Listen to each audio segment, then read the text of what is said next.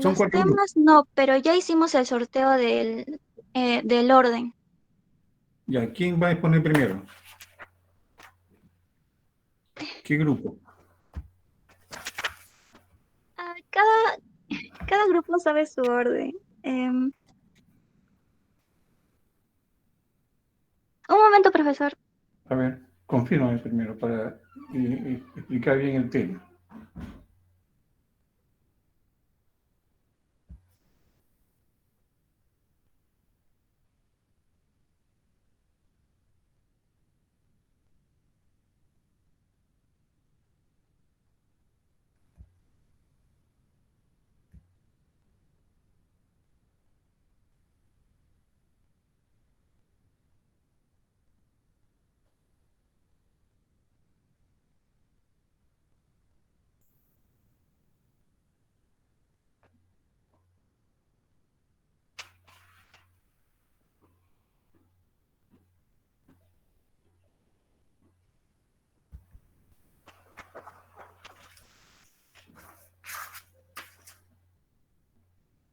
Ya, profesor. Sí, Em, ya. El grupo uno era eh, de Elizabeth Chire. no, el que salió sorteado. Ujú. Ese, el número uno. Sí, sí, profesor. ¿Cómo se llama? Elizabeth Chire. Ya. Uy, disculpe, compañera. Yo pertenezco al grupo de Elizabeth Chiri y somos grupo 2. Ah, ya, entonces lo tengo al revés, ya. El grupo uno es de Paola Paredes. Disculpe, profesor. Paola Paredes. Sí, Paola Paredes. Ya, El grupo 2 es de Elizabeth Chiri. ya. El grupo Y 3 es de Gerson. ya, pero el grupo que salió sorteado para exponer primero es el número uno, Ajá, el de Paola Paredes. Paola Paredes, listo. Entonces, pongan atención lo del grupo de Paola Paredes, qué es lo que va a consistir su exposición de la siguiente semana, ¿no? Un día como hoy, estamos dando una semana de plazo, ¿no? Tomen nota, es la NI 28, inversiones en asociadas y negocios conjuntos, ¿no? Entonces, lo que queremos es lo siguiente, tienen que presentar un primer caso que se refiere a la plusvalía.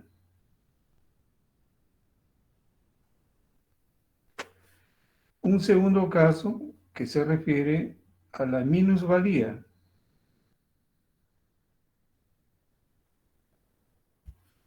Un tercer caso que se refiere a el valor razonable.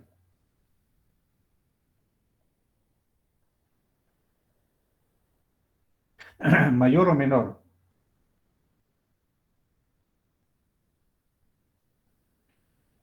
Y el cuarto caso tiene que ver con el impuesto o el impuesto a la renta, ¿no? Diferido.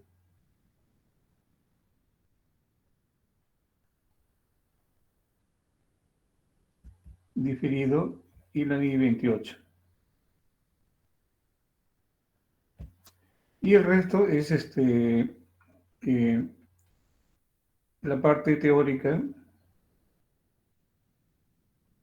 de la NIC 28. ¿No? Entonces, repito, el primer caso, todos estos casos que tenemos cuatro, están vinculados con la NIC 28. Están vinculados con la NIC 28. El primero tiene que ver con plusvalía. O sea, el grupo tendrá que presentar un caso donde se presente una plusvalía al momento de la inversión.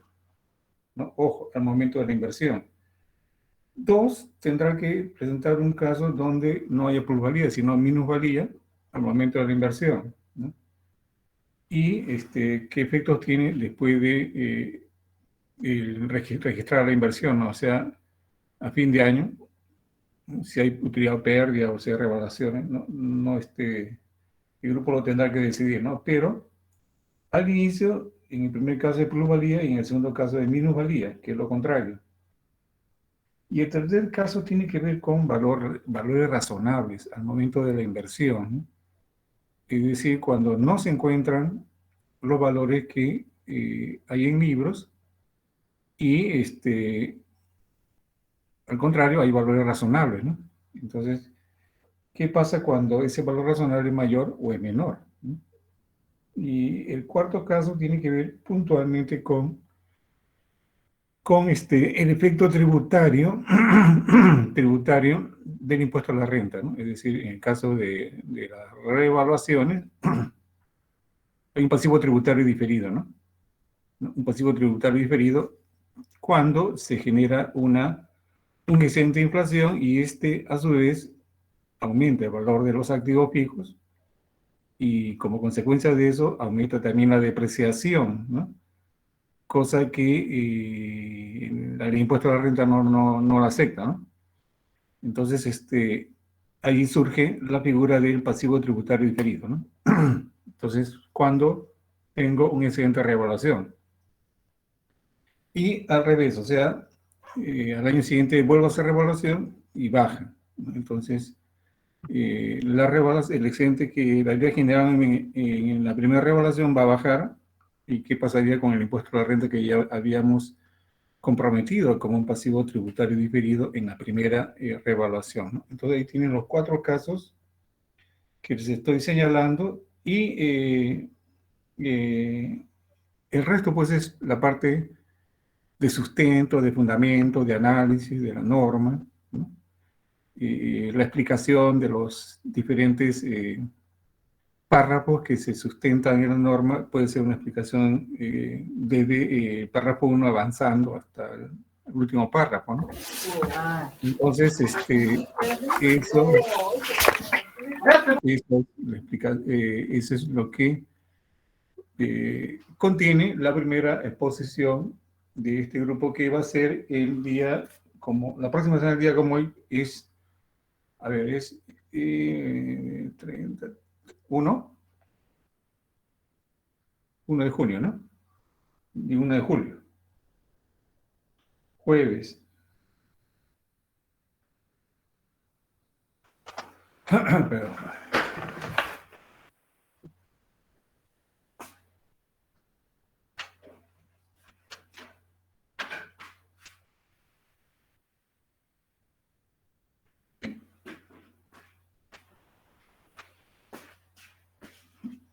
Sí, es el 1 de julio. Entonces, estamos señalando que el grupo 1, que está representado por Paola Paredes, ¿no? Es el que va a exponer primero, ¿no? Entonces, el día jueves de la siguiente semana termina la exposición, inmediatamente entregamos el tema al segundo grupo, ¿no? Que lo vamos que ya se conoce quién es, ¿no? Entonces, entramos en el segundo tema y así vamos corriendo la semana siguiente, ¿no? Entonces, repito, este es el contenido, ¿no? 4 casos, sustentos, conclusiones, ¿no? Conclusiones. Entonces, si tienen alguna duda, ¿no? Tendríamos que también precisar lo siguiente, ¿no?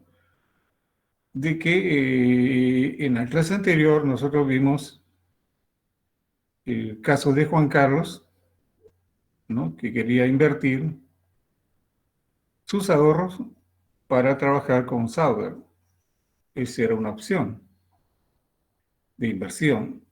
La otra opción era meter su dinero al banco, y esa es una inversión. Y comprar acciones en otra empresa es también una inversión, ¿no? Entonces, la diferencia, pues, que unas son mobiliarias y otras son inmobiliarias, ¿no? Por ejemplo, si compro una casa es una inversión inmobiliaria, ¿no? Pero lo que tienen en común las tres es que toda inversión tiene su riesgo, ¿no?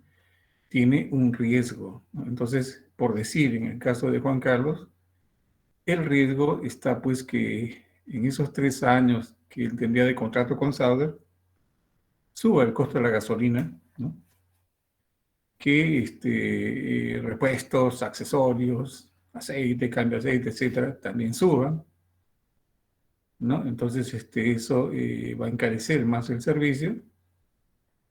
Pero Sauder no dice nada de aumentar los 50.000, ¿no? Ahí está fijo. Entonces, es un riesgo, pues, ¿no? El riesgo país, ¿no? El riesgo de pandemia, el riesgo político, todo eso hace que Juan Carlos tenga que pensarlo bien antes de endeudarse, de meterse a un negocio con Sauder, ¿no? Poner la plata en el banco también tiene su riesgo, ¿no? Es decir, que podría haber como les comentaba, una confiscación de fondos, ¿no? ¿No? Como en la época del primer gobierno aprista, ¿no? Todas las personas que teníamos dólares en el banco, en una cuenta de ahorros, ¿no? Ahorros, no estoy hablando de cuentas corrientes, sino de ahorros, nos dijeron, sus ahorros han sido confiscados, entonces les vamos a dar soles. Y se quedaron con nuestro dólar. ¿Podría pasar lo mismo ahora? No sabemos, pues, ¿no? No lo sabemos, es un riesgo, ¿no? Entonces, trabajar con Sauder tiene un riesgo. Meter la plata al banco también tiene un riesgo, ¿no? Y comprar acciones también tiene otro riesgo, pues, ¿no? ¿Por qué? Porque yo compro acciones en una empresa básicamente por dos motivos, ¿no? Considerando el grado de interés. Uno, con fines especulativos, ¿no? Para que me paguen dividendos, ¿no? Entonces es menos del 20%, ¿no? Entonces puedo comprar el 5% en las acciones, no lo sé. Y dos, es cuando quiero participar en el control de la empresa, ¿no? Es decir, quiero participar en la gestión operativa, ¿no? Sistemas, ¿no? Logística, proveedores, clientes, etcétera, etcétera. Entonces, mi inversión tiene cierto grado de influencia, de querer controlar la empresa, ¿no? Entonces, allí digo que la inversión va del 20% o más, ¿no? Pero menos del 50%, ¿no? Esa es la segunda, ¿no? Pero cuando hay control, mitad más de la mitad, entonces ya es control, ¿no? Eso es total, ¿no? Entonces ahí hay la figura de una controladora o matriz y una subsidiaria, ¿no? Entonces decía que esto, lo que hemos visto en la 28, es un riesgo, ¿no? Porque yo estoy invirtiendo y si la empresa, ¿qué pasa si la empresa tiene pérdida todos los años?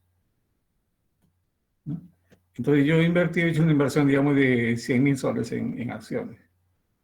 Y en el primer año nomás me toca pérdida de 50.000. Entonces he perdido la mitad de mi inversión. ¿Por qué? Porque tendría que hacer un ajuste contable, ¿no? De resultados, ¿no? De comprar acciones cargado con un abono de inversiones, ¿no? Porque la pérdida reduce la inversión, reduce la inversión. Y si al siguiente año vuelve a haber pérdida, entonces vuelve a reducirse la inversión. Puede llegar un momento en que en 2, 3 o 4 años de pérdidas consecutivas, mi inversión desaparezca, ¿no? Quede en cero, ¿no? Es decir, que me fue mal en el negocio y perdí pues la inversión que hice. O al revés, mi inversión puede crecer, ¿no? Si es una empresa sana, con buenas políticas, responsable, con muy buena actitud en el mercado, y entonces todos los años tiene utilidades. Esas utilidades hacen crecer mi inversión, ¿no? Va creciendo, creciendo, creciendo. Entonces, así como está creciendo, las utilidades también habíamos dicho, ¿no? Ojo, que cuando la empresa que tiene utilidades paga dividendos, porque sus accionistas, con muy justa razón, están esperando pues, que se paguen dividendos, ¿no? Si yo invierto plata en una empresa, ¿no? Y soy un socio y fundador, espero que me paguen dividendos, ¿no? Porque una cosa es tener mis acciones y otra cosa es que paguen dividendos, ¿no? Entonces, para pagar dividendos hay dos requisitos, ¿no? Una, de que tiene que haber utilidades. porque si no hay utilidad, después ¿de dónde va a pagar dividendos? Y dos, tiene que haber el acuerdo. Tiene que haber el acuerdo de la Junta de Accionistas, ¿no? Entonces, esos dos requisitos son básicos para el pago de dividendos, ¿no? Pero cuando se efectúa el pago de dividendos, la inversión también baja, porque me están devolviendo mi plata que invertí, pues, ¿no? En forma de dividendo. O sea que el dividendo, esto es en el fondo, tanto para la empresa asociada como para el que le invierte, ¿no? Es una reducción de patrimonio. Es una reducción de patrimonio. Entonces, decía pues que todo tiene un riesgo, ¿no? Todo tiene un riesgo y depende del momento, ¿no? Del momento, ¿no? O sea, es decir, hoy día, ¿no? Que es el día del campesino, estaba viendo el Inti Raymi, hoy día, ¿qué nos conviene si tenemos $50.000 bajo de mi colchón, ¿no? ¿Qué hago? Lo llevo al banco, me meto un negocio o compro acciones. ¿Qué hago? Hoy día, cuando todavía no hay resultados de quién es el presidente, no hay pues. Cuando el tipo de cambio está en subida, cuando hay un clima político inestable, o sea, el ruido político es fuerte, fuerte. La mitad del país es de un bando y la otra mitad es de otro bando, ¿no? Entonces, el ruido político es fuerte, ¿no? Y la economía se ha visto golpeada por la pandemia. Entonces, de todos estos factores de riesgo, probablemente la pandemia sea la más letal, ¿no? Porque no sabemos cuándo saldremos de la pandemia.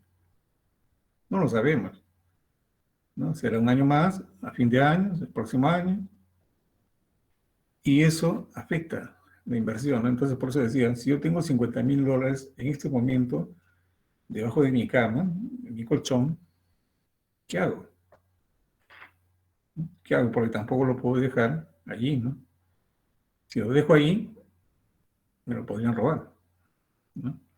Si lo dejo ahí, podría sufrir algún siniestro, ¿no? Y desaparecer, ¿no? Entonces, ayer, por ejemplo, ya hemos tenido un susto en Lima, con un temblor fuerte, ¿no? Casi 6 grados, que hizo salir corriendo a la gente, ¿no? Mis hijos, mis nietos salieron corriendo en Lima. Y eso, pues, es un riesgo también, ¿no? No puedo tener dinero en mi casa, ¿no? Tiene que estar en algún sitio. Entonces, ¿dónde va a estar, güey? ¿Dónde lo invierto, no? Decía, compro acciones, lo meto al banco, ¿no? Hago un negocio, o qué cosa hago. Si no hago nada, ese dinero que está abajo en mi colchón está perdiendo, está perdiendo pues un interés, ¿no? Porque el valor del dinero en el tiempo es una cuestión básica, ¿no? Básica.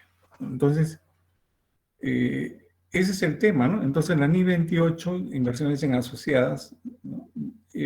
Marca una pauta para las inversiones, porque nosotros dijimos, vamos a ver inversiones intercorporativas, o sea, entre empresas, y vamos a ver qué pasa cuando la inversión es más del 20%, ahí está la 28, ¿no? Pero también tengo la 27 cuando la inversión es más del 50%, ¿no? Entonces estoy hablando de estados financieros consolidados, ¿no? Que va a ser ¿no? De repente la siguiente semana estamos viendo ese tema. Pero debo estar seguro de qué cosa es que las normas internacionales de contabilidad, ¿no? Marcan las pautas contables a seguir cuando se presentan los casos, ¿no? De que la inversión no pasa del 50%, ¿no? Que es el caso de la NI 28, ¿no? Inversiones en asociadas, ¿no? Por eso se dice de que yo invierto en menos del 50%, entonces la figura es de la empresa que invierte y la asociada. Entonces hay una pauta contable. Pero cuando hablo de la 27, ¿no? Estamos hablando ya de estados financieros consolidados, porque la inversión pasa del 50%. Entonces ahí estamos hablando de estados financieros consolidados y separados. Entonces ahí hay otra pauta contable, ¿no?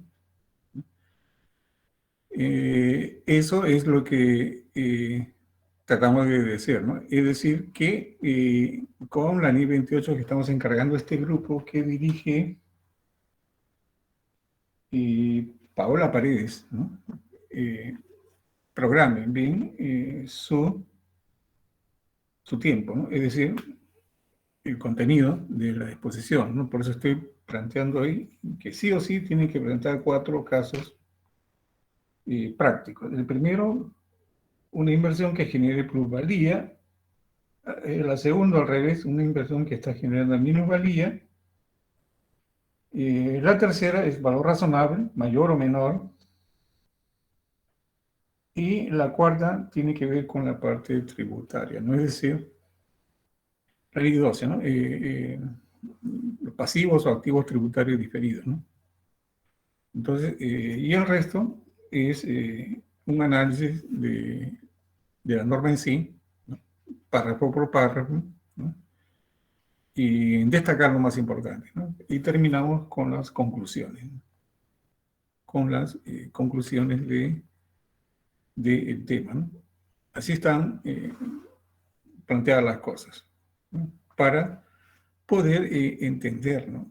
Para poder asimilar bien, y la exposición, repito, traten, en la mañana hemos recibido una exposición y la verdad que no ha estado muy sustancial, ¿no? No ha tenido mucha sustancia. Solamente se ha dado lectura, algunas cosas que están en la norma, pero más que dar lectura, lo que nos interesa a nosotros es saber la explicación, ¿no? O sea, hacernos entender qué cosa significa, pues, plusvalía, minusvalía, qué significa valores razonables, ¿no? Y entonces, por ese lado, pues, estoy interpretando, no estoy leyendo. Entonces, esa es la recomendación que le hago a este grupo que va a exponer, ¿no? Entonces, la siguiente semana, repito, un día jueves, es que iniciamos la sustentación y todos tienen que participar. Eso sí, en la mañana todos han participado, todos, ¿no? Pero, por decir, en la parte práctica solamente uno nomás, un caso nomás presentar, ¿no? Y esta da para mucho, ¿no? Da para presentar bastante escaso, ¿no? Bastante escaso. Entonces, uno de los temas de valor razonable, que es el punto 3, eso es lo que nosotros habíamos preparado para poder precisar cómo es que este tema entra con la NI 28, ¿no? Entonces, vamos a verlo y vamos a explicar hasta dónde podemos llegar, ¿no? El valor razonable, dice, ¿no? El valor razonable. Entonces, el valor razonable es el valor de mercado, ¿no? Entonces, ¿por qué tocamos el punto? Porque muchas veces cuando invertimos en una empresa, ¿no? Cuando compramos todas sus acciones, por decirlo, compramos toda la empresa, 100% de acciones. ¿Qué pasa? Todo eso, esa empresa, todos esos valores, ¿no? Y deudas que la empresa tiene, están reflejadas en un balance, ¿no? En un estado de situación financiera, en un estado de resultados, ¿no?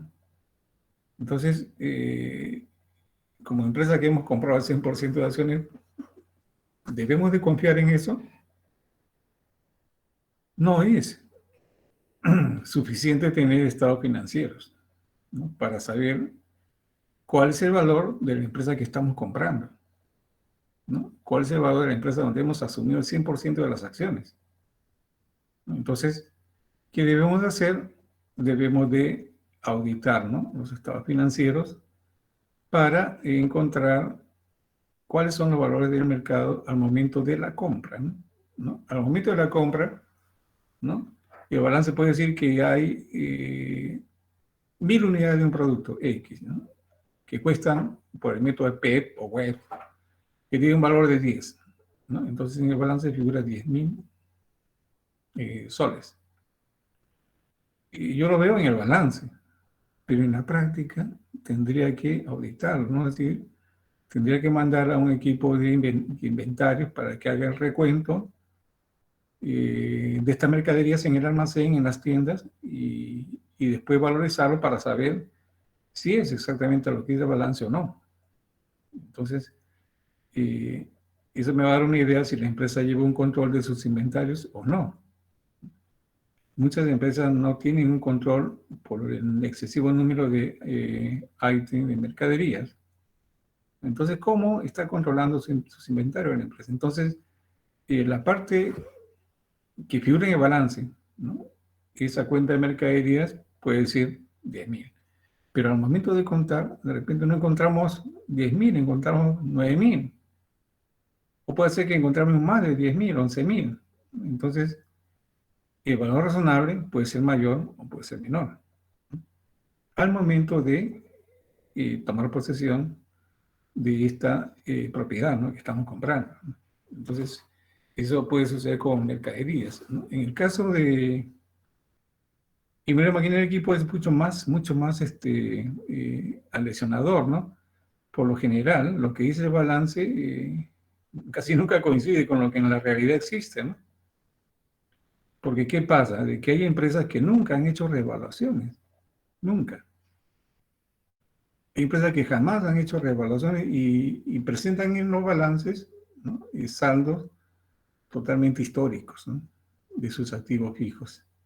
Entonces, con toda seguridad, es que este rubro de propiedad, planta y equipo, o sea, PPE, va a tener valores razonables mayores que sus valores en libros, ¿no? En pasivo yo no creo pues que hayan valores razonables distintos a los contables, ¿no? Porque los pasivos son los compromisos que la empresa tiene. Y si están en un balance, significa que existe la deuda, ¿no? Entonces, por seguridad, ¿no? Si tengo cuentas por pagar a proveedores, consulto una carta a mis proveedores para que me confirmen la deuda. Y estoy seguro que van a responder que sí, me deben y no me han pagado, pues. Con los bancos yo podría ir al banco y preguntar cuál es mi deuda, cuánto debo, hasta dónde debo, ¿no? Y va a ser seguramente igual que lo que tengo en el libro, ¿no? De repente lo único que me falta contabilizar son intereses, ¿no? ¿No? Porque sucede muchas veces que la empresa pide el préstamo, pero no paga intereses, ¿no? Hace un año recibió 100.000 soles de préstamo del banco y no, ya utilizó el dinero, pero la deuda está ahí y no ha pagado en un año nada. Entonces se le iba acumulando las cuotas con los intereses. Entonces los intereses no figuran ahí porque la empresa nunca contabilizó nada más que el préstamo. Entonces eso podría hacer que su valor de mercado sea más alto de ese pasivo. ¿No? De ese pasivo, ¿no? Pero por lo general en pasivos difícilmente va a tener valores distintos, ¿no? ¿No? Entonces el asunto es que el valor razonable es el valor del mercado, ¿no? En el momento de la transacción, en el momento que yo compro estas acciones, ¿cuál es el valor del mercado, ¿no? Y debo compararlo con los valores en libro para determinar la exacta cuantía de la inversión, pues, ¿no? ¿Cuánto vale mi inversión? ¿No? Entonces, yo tengo este caso, por ejemplo, ¿no? Acá. Dice, cuando la empresa A compró un paquete de acciones de la compañía B, o sea, compró 40.000 acciones de un total de 100.000,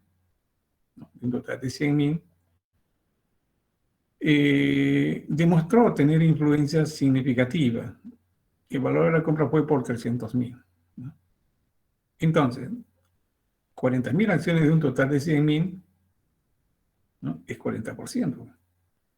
Y 40% es influencia significativa, ¿no? ¿Qué más puedo pensar, ¿no? De que si este 40% del paquete de 100.000 acciones, ¿no?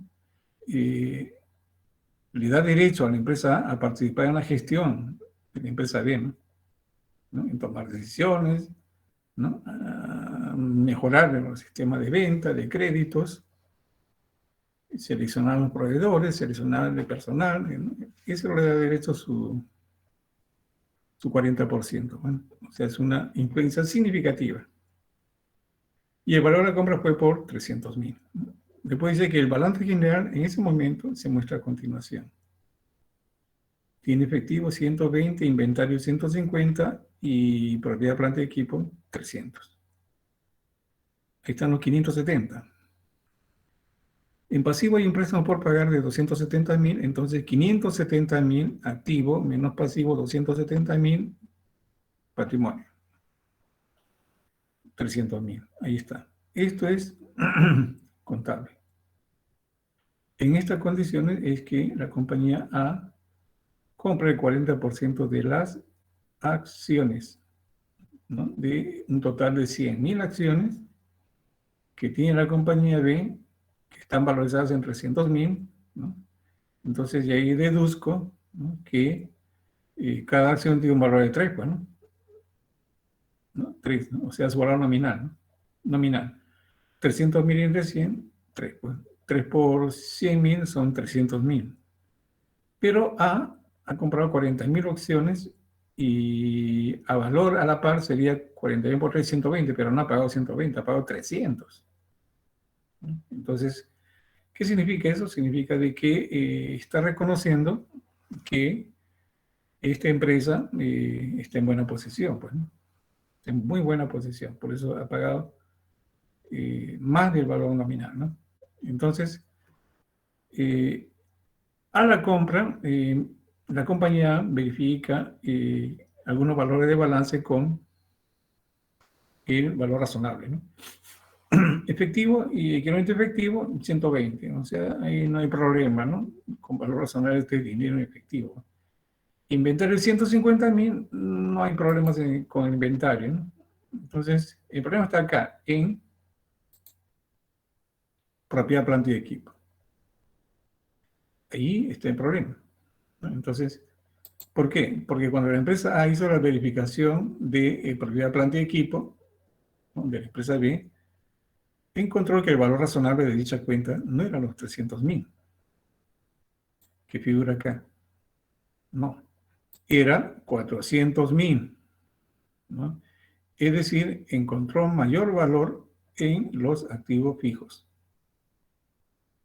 Y me dicen que demuestre el proceso contable en las diferentes operaciones del año, al inicio, al final, cuando se conocen los resultados. Entonces, yo he visto pues que se ha chequeado el balance y la única diferencia que tiene con valor de mercado es en propiedad, planta y equipo, ¿no? Entonces, en vez de 300, el valor razonable es 400. Su valor contable es 300 y el razonable es 400. Entonces, si eso es así, ¿qué está pasando pues, con el patrimonio de esta empresa? ¿Qué está pasando? Si el total del activo contable es 570.000 y el razonable es 670.000, entonces tengo un incremento de 100. Hay un incremento de 100. Entonces, el patrimonio sería ya no 570.000, sino 670.000, que sería el total del activo, ¿no? A valor razonable. 670.000 menos pasivo, que sigue siendo 270.000. Entonces, mi patrimonio sería 0, 0, 0, 0, 4. 400.000, ¿no? Entonces, mi participación, 40%, ¿no? 40% de las acciones, ¿no? Del total de acciones, ya no va a ser sobre 300.000, ¿no? Yo decía que 40% de 300.000, ese es lo que me toca, ¿no? O sea, 120. Pero como hay valor razonable, sería 40% de 400.000, pues. O sea, 4 por 4, 1600,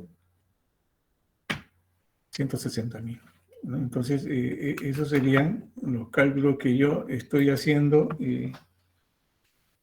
con el valor razonable, ¿no? Porque, repito, el patrimonio, ¿no? Ya está, se está modificando, ¿no? O sea, el patrimonio de la compañía B, ¿no? Vamos a poner patrimonio de B sería ya no contable, sino sería a valor razonable, ¿no? Entonces, mi patrimonio neto sería valor razonable de activos menos pasivos, ¿no? O sea, 670.000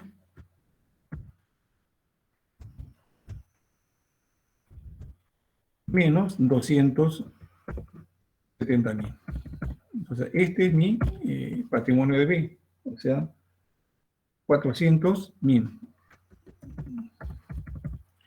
Ese es el patrimonio neto, ¿no? O sea, de B.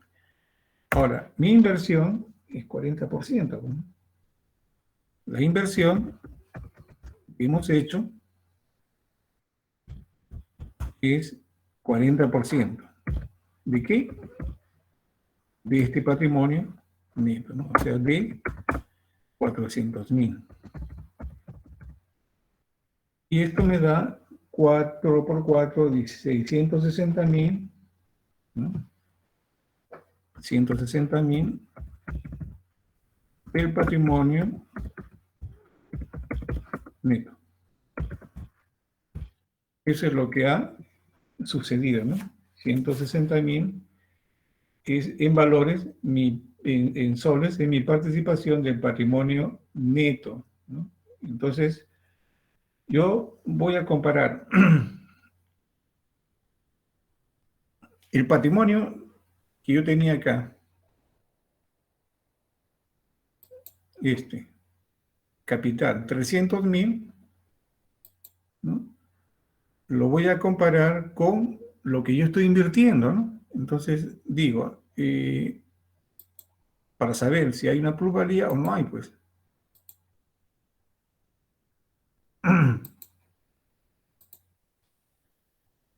Comparo.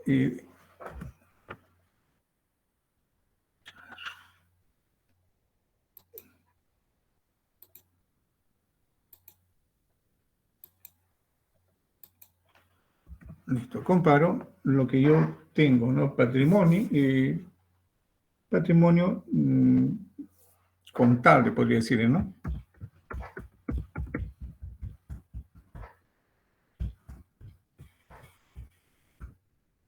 Es 300.000, ¿no? Lo que hemos visto en el primer cuadro. De esos 300.000, ¿no? De esos 300.000, mi inversión, o sea, mi inversión es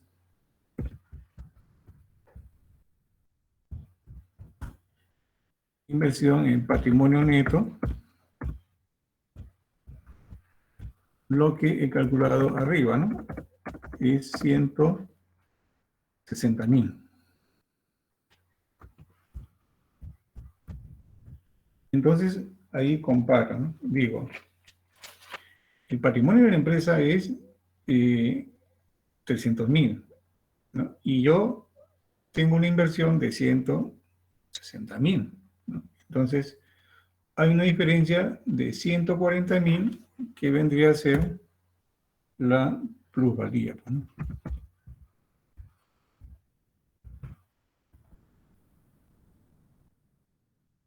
La plusvalía que es el exceso de valor pagado por los valores contables que tenemos en ese balance, ¿no? Entonces, digo, 140.000 es la plusvalía, ¿no? O sea, el exceso de los 300.000 sobre 160 serían 140.000, ¿no? Y ahí está. Pero en la NI 28, ¿qué dice? Que la plusvalía se refleja en el costo de la adquisición y no se hace ningún tipo de provisión para dar de baja a la plusvalía. Entonces, siendo así, ¿no? Siendo así, yo debo contabilizar, ¿no? Contabilizo mi inversión de la siguiente manera, ¿no? Hemos pagado 300.000. Entonces, voy a calcular, voy a contabilizar en inversiones. En inversiones, ¿qué serían? ¿Mobiliarias o inmobiliarias? Inversiones mobiliarias.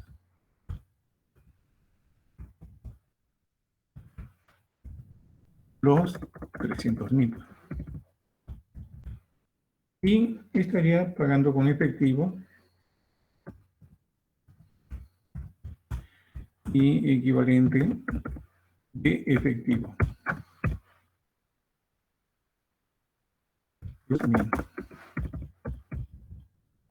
Ahí estamos. ¿No? Entonces, eso es, en este caso, ¿no? En donde yo estoy pagando una inversión, mi 40% del patrimonio es 160, yo estoy pagando 300, ¿no? Entonces, tengo una plusvalía de 140.000, pero la NI 28 me dice que yo no puedo registrar la plusvalía, tiene que estar dentro del activo, entonces de inversiones, ¿no? De inversiones. Y eso sería el asiento que tendría que hacer. Pero si fuera al contrario, ¿no? Si fuera al contrario, ojo, entonces tendría pues una ganancia si es que yo estoy pagando por debajo de su valor, ¿no? En libras, ¿no? No, vamos a ver, el patrimonio neto es contar de 300 y de repente la cuenta de propiedad, planta y equipo es menor a su valor en libras, ¿no? Digamos es 200, ¿no? Entonces habría 100 de diferencia, ¿no?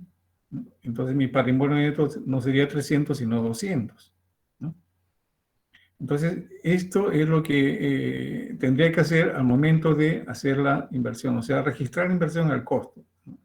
La plusvalía no se va a reconocer, no se va a reconocer. Entonces, si suponemos que he hecho la inversión del 40% y debo aplicar el método de participación patrimonial, ¿no? Entonces, vamos a suponer que la compañía B reparte dividendos, ¿no? Acá. La compañía B reparte dividendos. Dividendos acumula del ejercicio anterior, del ejercicio anterior. O sea, había utilidades y había acuerdo de pagar dividendos, ¿no? O sea, yo, el importe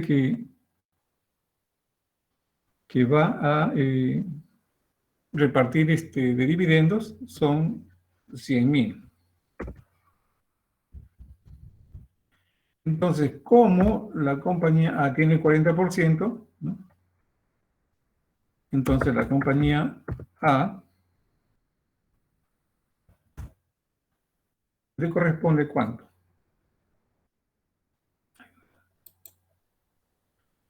La compañía A le corresponde 40% de los 100.000 que se reparten. Esto es 40.000. Entonces, ojo, yo decía que en el caso de dividendos es una reducción de patrimonio, tanto para la asociada como para el inversor. Y en el caso del inversor, o sea, en el caso de A, ese pago de dividendo va a reducir su inversión, ¿no? Entonces, vamos a contabilizar con el compromiso, ¿no? O sea, yo estoy registrando el compromiso en cuentas por cobrar.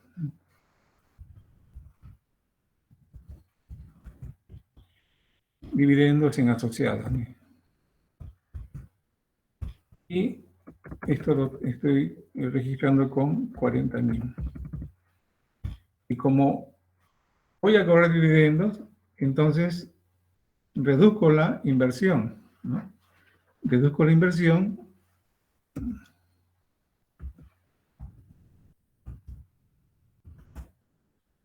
mobiliaria. Y esto es por dividendos. La reduzco en 40.000. Y es lo que cobramos, pues, ¿no? Cobro en efectivo, de venta efectivo,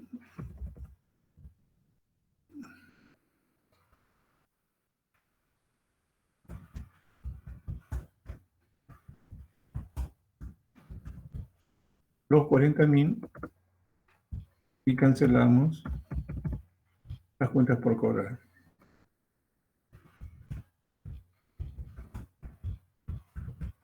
Por cobrar el dividendo.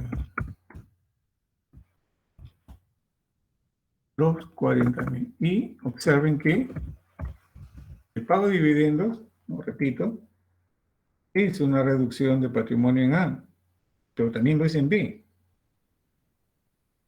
¿no? Porque la que decide pagar dividendos es B, ¿no? Entonces, ¿de dónde salen los dividendos? Salen pues de las utilidades, y las utilidades están retenidas en una cuenta 59, por decir que es una cuenta patrimonial. Entonces, al acordar pagar dividendos, ¿de dónde van a salir? De las 59, ¿no? Entonces, parte de esas utilidades se reparte. Entonces, ¿cuánto le toca a B?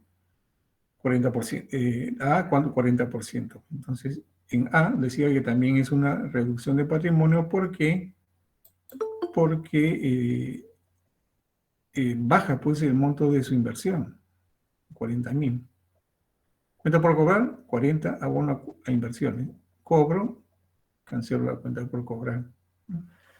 Entonces, es también una reducción de patrimonio, como que me están devolviendo la inversión, ¿no? Entonces, ojo, ¿cuál es la ganancia? O sea, el sentido de invertir, ¿no? Cuando A invierte en B, lo hace porque quiere tener un control, por eso hay influencia significativa. Pero esa inversión, ¿no?, le dio derecho a participar en los dividendos, como está acá, ¿no? Pero, en esencia, A también quiere participar de las utilidades, ¿no? Entonces, porque ¿qué va a pasar si la empresa no tiene utilidad significativa, ¿no? Entonces, paga dividendos y cada vez que paga se reduce la inversión. Entonces, vamos a suponer que en este año, ¿no?, la empresa debe decidir repartir dividendos, ¿no? Y le devuelve, pues, todos los dividendos que corresponden a la inversión que ha hecho la empresa A, o sea, sus 300.000. Entonces, se lo devuelve a través de inversión, de dividendos. Entonces, la compañía se quedaría en cero. ¿Por qué? Porque entraría en cuenta por cobrar 300.000, inversiones, la rebaja en 300.000, queda en cero. Ya le pagaron le devolvieron toda su plata que había invertido, ¿no? Entonces, el objetivo de A no es tanto que le paguen en dividendo, sino que su inversión crezca. Y la única manera de que crezca es que esta empresa B tenga utilidades, ¿no? Porque si no tiene utilidades, ¿no?, entonces, ¿cómo va a crecer, pues? ¿No? ¿Cómo va a crecer? Entonces, esto es real, ¿no? O sea, yo estoy invirtiendo, pero veo que mi inversión tendrá que crecer en la medida que la empresa, ¿no?, donde yo tengo influencia significativa, pues tenga utilidades. Si no hay utilidades, no hay crecimiento. Si hay pérdida, mi inversión va a bajar, ¿no? ¿No? Va a bajar. Entonces, me interesa eh, que hayan utilidades, pues, ¿no? Para poder crecer como inversión. Entonces, a fin de año voy a ver eso, ¿no? A fin de año, a final del año, vamos a ver.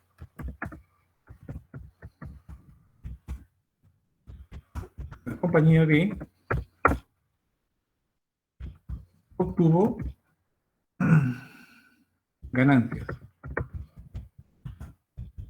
por, vamos a poner unos, ¿cuánto? Unos 500.000.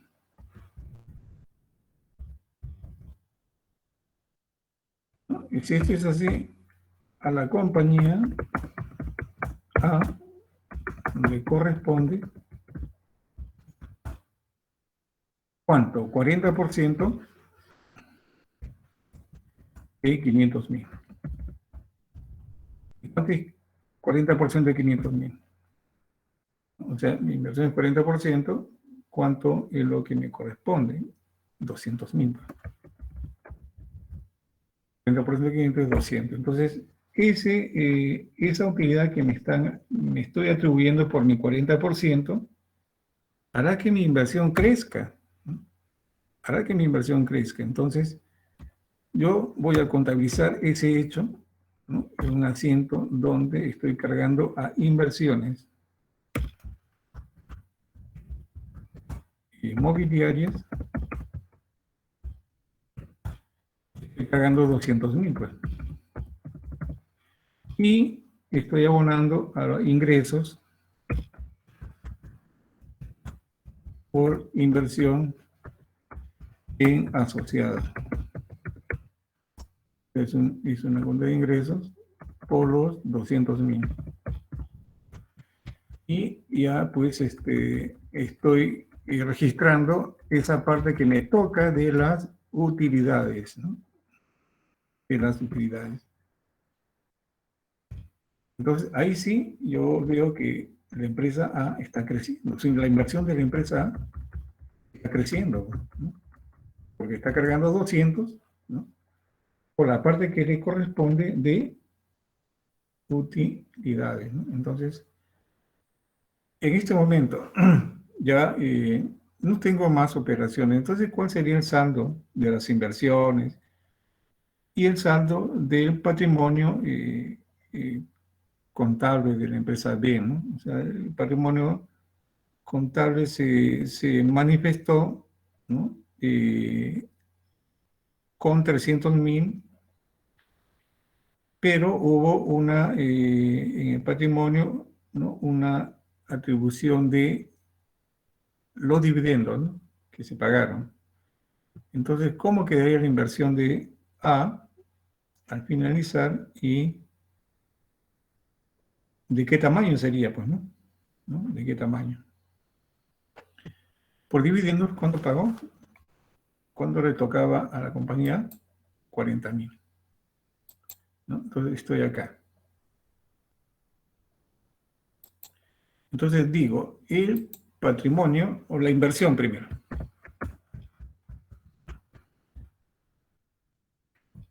La inversión de A. ¿Cuál fue la inversión de A? ¿No? O sea, compra de acciones de B. ¿Cuánto pagamos? Pagamos 300.000. ¿Qué más? ¿No? ¿Qué más? ¿Qué otro asiento hicimos por las inversiones, ¿no? O sea, atribución de utilidades.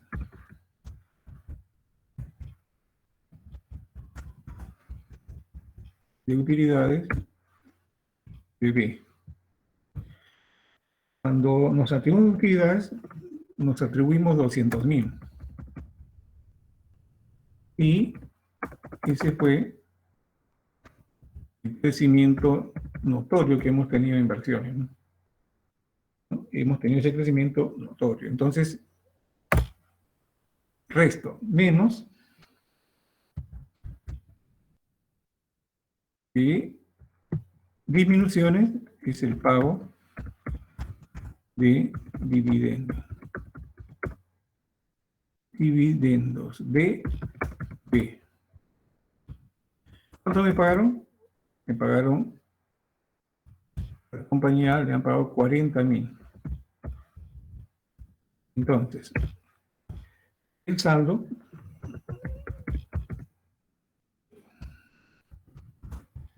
de la cuenta de inversiones será pues 300 más 200, 500, que están en el debe, ¿no? Y en el haber tengo 400. Entonces, 500 menos 400 son 460.000. 460.000. Ahí está. 460.000. Ese es el saldo de mis inversiones, ¿no? Entonces, como pueden ver, ¿no? La compañía A, como ha invertido en la compañía B, ¿no? Pues está teniendo movimiento por el cual su inversión crece. Pero también, ¿no? Está teniendo algunas operaciones por el cual su inversión se reduce. Entonces, cada vez que hay compra de acciones de B, ¿no? Entonces la inversión sube, porque estoy comprando más acciones, ¿no? Si me toca utilidades, las acciones suben, ¿no? El saldo de la inversión sube. Si me toca excedente de revaluación, igual, subiría, ¿no? Entonces, esas operaciones aumentan el saldo de inversiones, pero ese saldo también se reduce cuando hay, pues, como en el caso, pago de dividendos, ¿no? O atribución de pérdida, ¿no? Entonces se reduce. Entonces, de un saldo inicial de 300 llegamos a 460.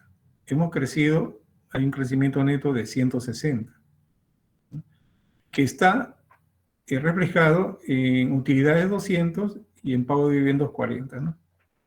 Entonces, ahí están los 160. 200 menos 40, los 160, ¿no? Repito, el crecimiento ha sido de 300 inicial, 400 al final, 160. O sea, el crecimiento de inversiones es de 160.000. De los cuales 200.000 provienen de utilidades atribuidas de B y 40.000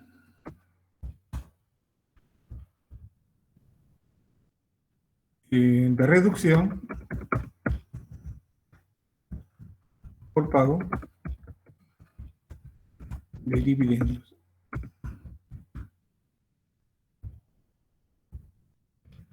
De B. Ahí está. O sea, los 160, ¿no? Que yo tengo de crecimiento. O sea, de acá tengo 300. Y aquí comienzo con 300 y termino con 460. Hay un crecimiento, pues, de 160, ¿no? Entonces, mi crecimiento se sustenta en 200 que provienen de las utilidades atribuidas a mi 40% y 40.000 de reducción por el pago de dividendos, ¿no? Ahí están los 160.000, ¿no? Entonces, decía, hay otras operaciones, por ejemplo, el excedente de revaluación, ¿no? Denme cifras de un activo fijo y veamos cómo es que reacciona. Costo, depreciación y saldo.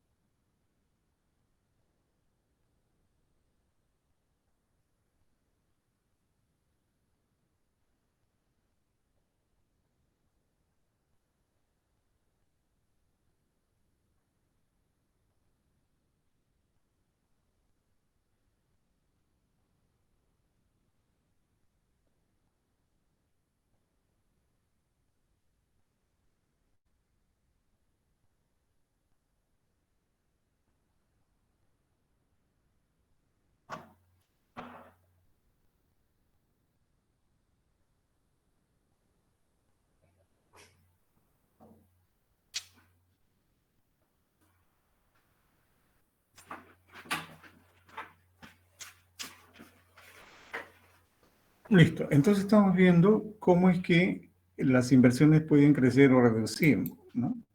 Por el pago de dividendos, por la atribución de resultados, ¿no? Pero lo típico es las revaluaciones, ¿no? O sea, la compañía, ¿no? La compañía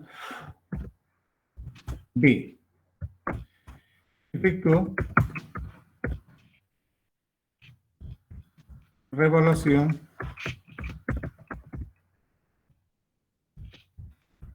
de sus activos fijos.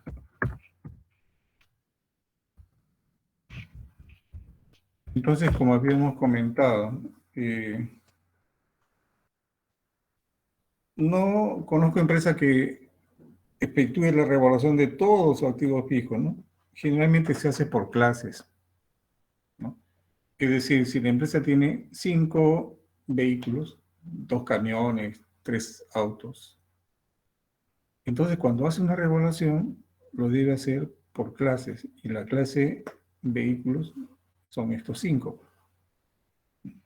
Entonces mostraría un cuadro de revaluación de activos fijos, ¿no? Por decir, vehículos. ¿Eso qué significa? Significa que la revaluación se hace por clases, ¿no? Entonces, si la empresa tiene varios locales de su propiedad, terrenos, edificios, entonces la clase son pues edificaciones, ¿no? Y terrenos, edificios. Entonces, esa sería la clase, ¿no? Y la revaluación sería exclusivamente de eso, ¿no? Exclusivamente de eso. Si es maquinaria, si en la empresa hay 20 maquinarias, ¿no? Que están en la planta de producción, la revaluación tendría que ser a las 20, ¿no? Es decir, con esto que queremos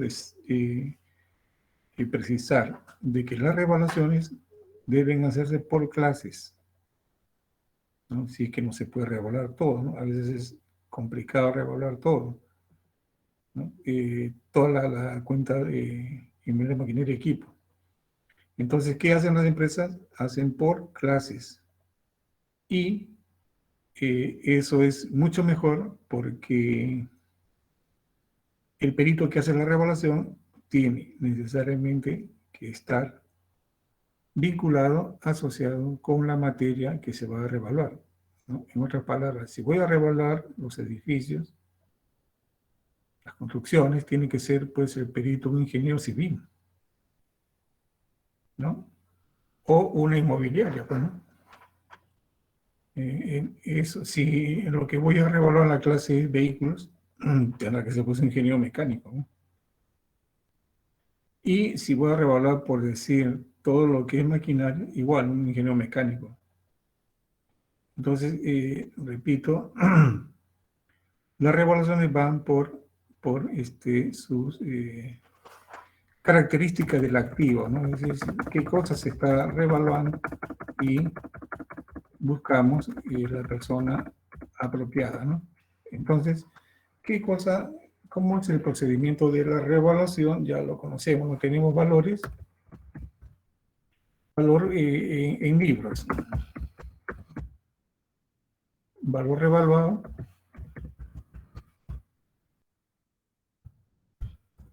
Y acá hay diferencia, ¿no? Diferencia. Entonces, vamos a suponer que tenemos maquinarias. Maquinarias. Con un valor en libros de, a ver, unos 360.000. 360.000. Y tiene una depreciación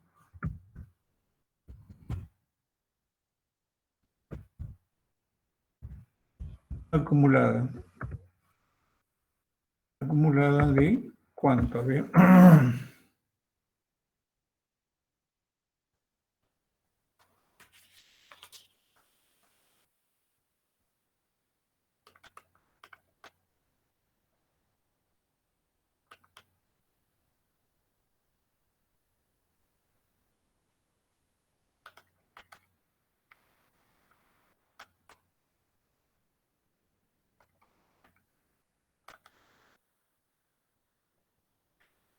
$144.000.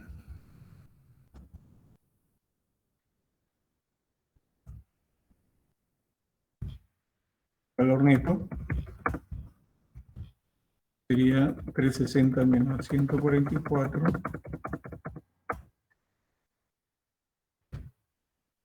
360 menos 144 son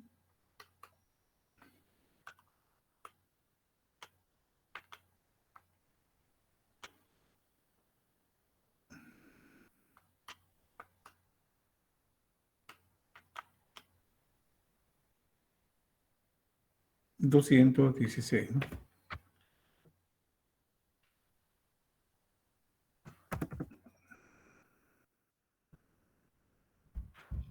Listo, ahí estamos. Entonces, esos son los valores en libros de maquinarias. Es decir, los valores que están registrados contablemente, ¿no? 360 de costo, adquisición, menos 144 de depreciación, tiene 216 en neto, ¿no? Entonces, con esto yo armo los porcentajes de composición. Y digo, maquinaria 360.000 es el 100%, es el punto de partida, ¿no? Entonces, 144, ¿cuánto vendría a ser, no? 144 entre 360.000 por 100 tendría 40%, ¿no? Esto sería en 40%. Y el neto sería 160. Sería 60%. Esa es la estructura que tiene maquinarias, ¿no? En esas condiciones, el que hace el peritaje de esta revaluación es un ingeniero mecánico, ¿no? O sea, ha chequeado toda la maquinaria, ha visto rendimiento, ha preguntado precios en el mercado, con los proveedores, con los clientes, etcétera, etcétera, y dice que estas máquinas tienen un valor revaluado de 280.000. 280.000. Entonces, con ese valor revaluado se arman, ¿no?, los nuevos valores. Entonces, 280.000 vendría a ser el 60% del 100, 280.000 entre 60 por 100. Entonces tendría 466, 667, ¿no? pongo aquí. 60,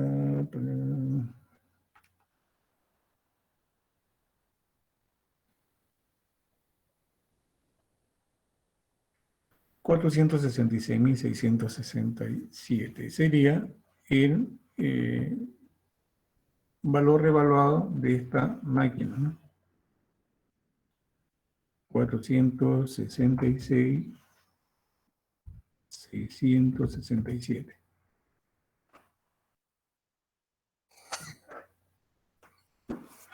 Listo. 40% de eso. De 186.667.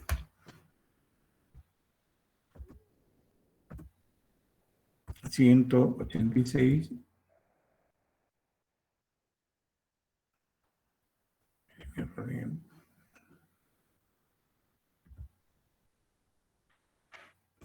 Ahí está. Ahora sí.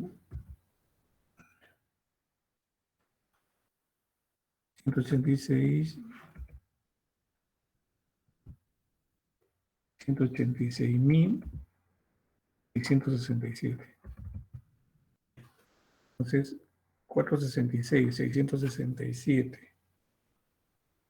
menos 186.667 me da 280.000. Ahí estamos, ¿no? Entonces, la diferencia, en el caso de maquinarias hay un incremento, ¿no? Un incremento de 466.667 menos 360.000.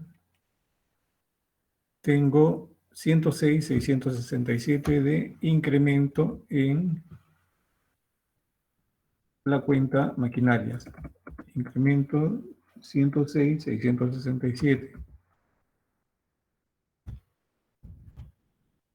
En depreciación también hay un incremento, ¿no? De 144 estoy pasando a 186.667 menos 144.000. Esto me da 42.667. 42.667 y en el neto estoy pasando de 280 a 216. No, digo, de 216 a 280 hay un incremento de 64.000. Entonces acá pongo 64.000. Digamos, 106.667 menos 42.667, 64.000 de incremento. Ahí estamos, ¿no? Entonces, decía que el proceso de la revaluación de activos es una práctica sana que todas las empresas deben implementar, ¿no? Es decir, que las empresas, ¿no? Deben de efectuar revaluaciones periódicas a sus activos fijos. ¿Para qué? Para que los valores que refleje esta cuenta a una fecha, que por lo general es el fin de año, reflejen pues los valores de mercado, ¿no? Eso se aproximen a los de mercado y no sean puramente contables, ¿no? Porque si es así, si es puramente contable, como muchas empresas tienen puramente contable, ¿no? Hay empresas que tienen activos registrados a sus valores en vivo de hace años y así están, ¿no? Entonces, eso es histórico, totalmente desactualizado, ¿no? Entonces, para actualizar valores es importante que se practiquen reevaluaciones, ¿no? Entonces, el carácter de voluntarias es algo que nadie se lo va a quitar, ¿no? Una reevaluación siempre será voluntaria, ¿no? Es decir, que parte de la empresa, nadie la obliga, ¿no? Entonces, en una junta de accionistas o un director se puede acordar practicar revaluaciones permanentes, ¿no? Por lo general deben ser a fin de año. ¿Para qué? Para comenzar el año siguiente con nuevos valores, ¿no? Con nuevos valores. Entonces, decía que Este proceso de revaluación es voluntario, es técnico. Este es el método de la reexpresión de la depreciación, ¿no? Hay otro método que significa anulación de la depreciación. No, este me parece el más apropiado, ¿no? Reexpresar la depreciación, ¿no? Entonces ha generado un excedente de 64.000. Entonces la compañía B, que es la asociada, está haciendo este proceso, ¿no? Entonces A está esperando que el proceso termine para ver cuánto le corresponde de participación, ¿no? Pero este proceso todavía no está completo. ¿Por qué? Porque habíamos dicho de que al aumentar el valor del activo, al siguiente ejercicio va a aumentar también el valor de la depreciación. Y eso no está permitido por la ley de impuesto a la renta, ¿no? Entonces está creando un pasivo tributario diferido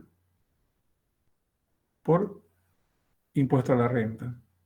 Entonces tenemos que calcularlo, ¿no? Para poder hacer el registro pertinente, ¿no? Entonces hacemos el cálculo. Digo, cálculo.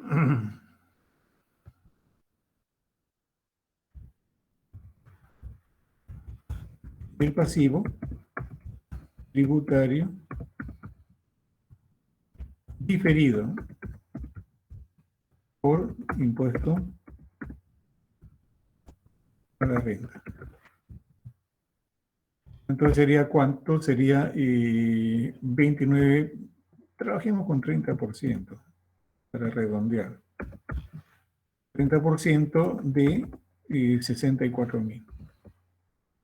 Es el excedente de revaluación. Entonces tendría 64.000 por 30%, 19.200. 19.200. Ese es el pasivo tributario diferido. Y el excedente neto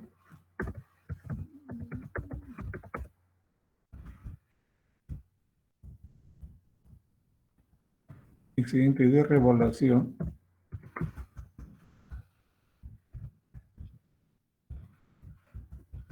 neto, ¿no? Sería ¿cuánto? 64.000 menos los 19.200, que es pasivo tributario diferido, ¿no? El excedente neto vendría a ser 64.000 menos 19.200. Ahí estamos, 44.800. 44.800 sería el excedente de revaluación neto. De revaluación neto. Entonces, ahora sí, ya puedo armar el asiento contable, ¿no? Es decir, puedo decir que yo, viendo este cálculo de excedente de revaluación, voy a cargar en la cuenta 33, ¿no? Los 106.667, ¿no? Vamos a subir la depreciación en 42.667. Aparece un excedente de revaluación con 44.800 y aparece la 49, ¿no? Que sería el pasivo tributario diferido con 19.200. Chequeamos. La 33 sube en 106.667. La 39 sube con 42.667. La 57 aparece con 44.800. Y la 49 con 19.200. En total, 106.667. Esa sería lo que la empresa B está calculando. Entonces, la empresa B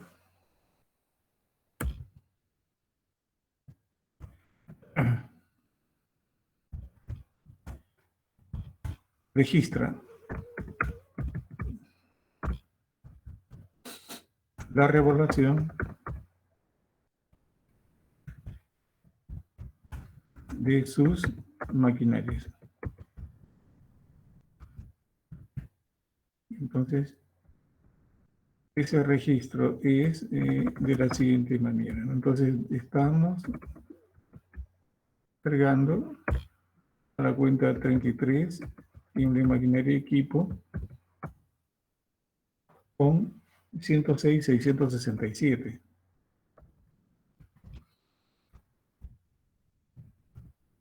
Estamos abonando la 39 depreciación y amortización acumulada, agotamiento acumulado con 42.667.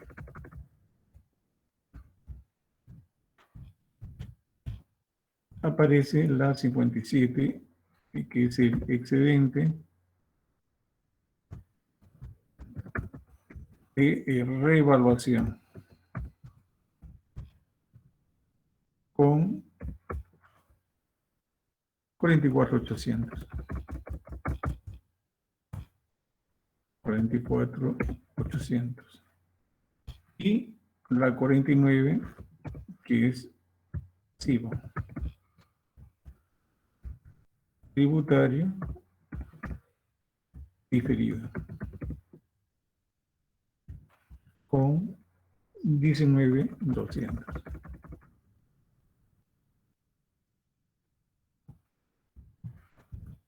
Esta. Este sería por y la revaluación de maquinarias.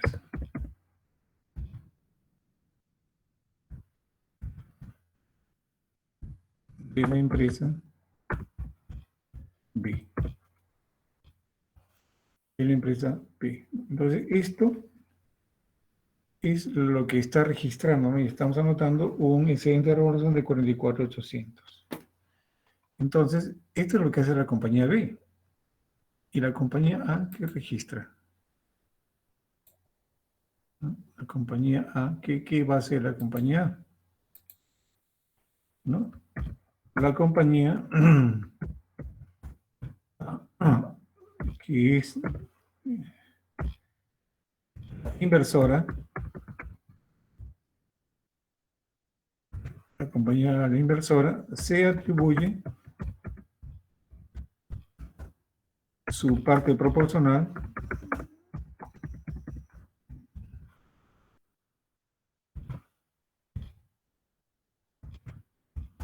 de la revaluación que ha hecho de la compañía B. Entonces, el excedente de revaluación es 44.800. Entonces, entre paréntesis pongo 44.800 por el 40%, que es la parte que le toca a la compañía A, que es la controladora, ¿no? Entonces, 44.800 por 40% tendría 17.920. 17.920. Eso es lo que le corresponde a la compañía. Es la parte que se le atribuye.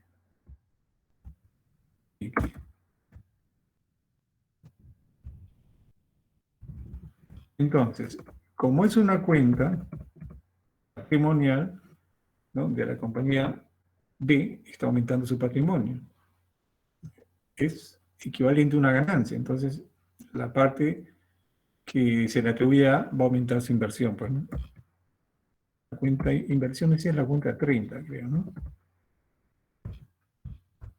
Inversiones mobiliarias en 17,900 de 1920 y abono a la 57 excedente de revaluación 17,920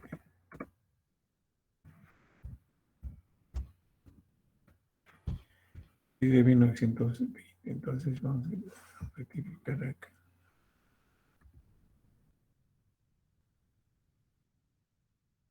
Era 57.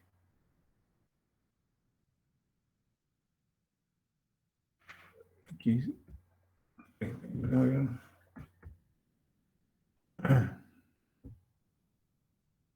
sería en la compañía A, ¿no? Se atribuye, ¿no? Entonces, por atribución del 40% del excedente de reevaluación de P. Listo, entonces ya la compañía se ha atribuido el 40% que le toca de la revaluación de activos fijos que ha hecho la compañía B, ¿no? Repito, en el caso de una revaluación de activos, ¿no? No es una obligación, es voluntaria.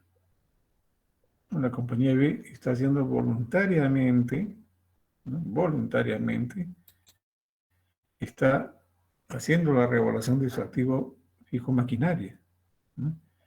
Y para ese hecho está contratando un perito, ¿no? Entonces se supone que el Colegio de Ingenieros tiene peritos, ¿no? Registrados ahí, ¿no? Entonces, ellos son los únicos autorizados a efectuar revaluaciones. Entonces, si se está revaluando maquinarias, se tendrá que contratar pues, a un ingeniero mecánico. ¿A quién más se le va a contratar? Bueno, no voy a contratar a un civil para que haga revaluación de maquinaria, ¿no?